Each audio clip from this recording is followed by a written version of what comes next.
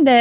Noong nagtanan kami, kaming dalawa. Kayong Doon dalawa? sa family niya. Okay. Ang kulit nga nang nangyari kasi si mama nung nalaman niya yun, nagpadala siya ng DSWD. Ang dami. Ambulansya, police. Talagang sobrang yung moment na yun na akala ko wala nang pakialam sa akin yung family ko. Tas yun. Pero in constant communication pa rin kayo ni mother during that time? Oo din naman. Pero lumalayo yung loob ko sa kanya na kahit naiintindihan ko siya, kahit alam kong hindi niya fault, pero nagkakaroon ako ng nabubuo yung galit ko sa kanya. Kasi wala siya. Kasi, not because wala siya, but because siguro aware din siya na ito ang magiging impact kapag umalis siya. Kasi hindi naging okay. The moment na umalis siya nun, naiwan kay Papa, parang yun yung nangyayari. Parang so, in a way, parang siya yung sinisisi ko nung bata ako. Okay. So, kumusta yung life nyo nung nagtanan kayo? May work yung guy? That time na nagtanan kami, wala. Wala. Dancer lang din siya noon, pero umalis din siya as a performer. Ako, parang bumalis din ako noon.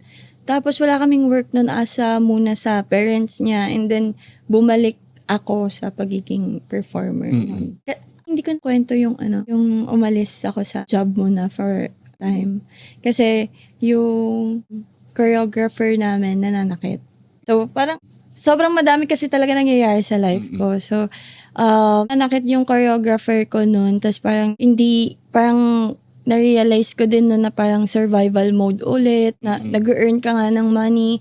As in Pero, physical. like kung titigil niya yung music, tapos automatic na yan, battle.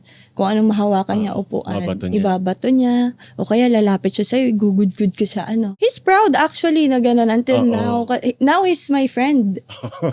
Pero ang maganda doon, kasi never ako nagalit sa kanya. Nagkaroon ng tampo or realizations, pero never ako nagalit sa kanya. Never ako nag-cry na ginawa niya yun. Parang kinukuha ko yung learnings. I'm addicted to lessons in life. Like, hindi ko na nakikita yung hirap or yung pain. Mas naging focus ako sa matututunan ko, sa magiging ko.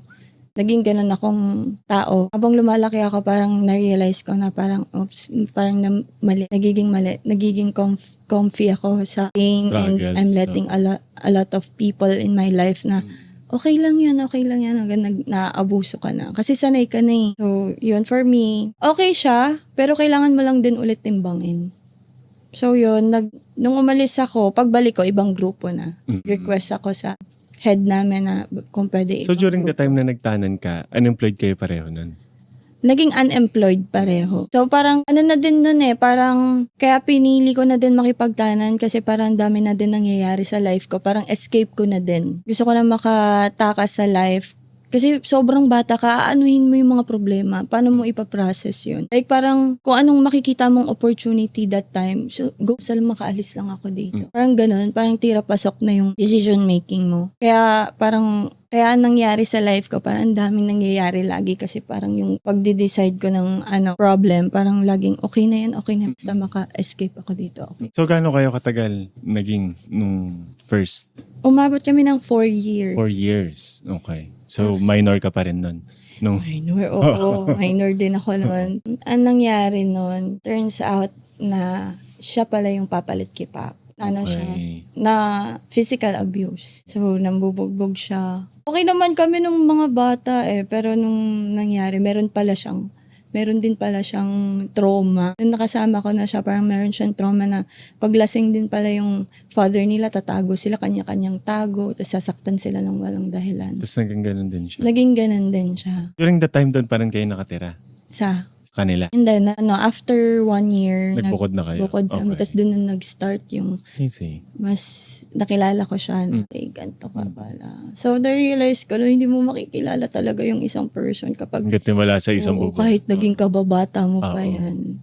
Parang sad na ganun yung nangyari. And parang na-realize ko din nun na dapat hindi mo naiintindihan yung tao din masyado.